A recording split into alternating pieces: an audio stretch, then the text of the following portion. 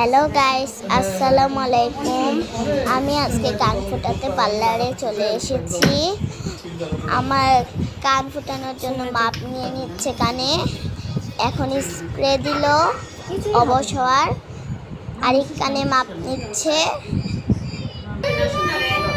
আমি প্রথমে খুব খুশি ছিলাম, কিন্তু লাস্টে যখন ফুটাতে যাবে তখনই আমি কান্না করে দিয়েছি। এখন ফুটাচ্ছে, ফুটানো শেষ, খুশি হয়ে গেছি, ব্যথাই লাগে না। এই যে হাসি বাই বাই। এই যে অবশ্যই গেছে ব্যথা নাই। আপনারা সবাই আমার ভিডিও দেখবেন, রোজ সাবস্ক্রাইব করবেন, লাইক করবেন, শেয়ার করবেন। বাই। এমনি রাখো, তোমার ব্যথা লাগবে না, শোনা একদম পয়েন্টে দিন। হ্যাঁ হ্যাঁ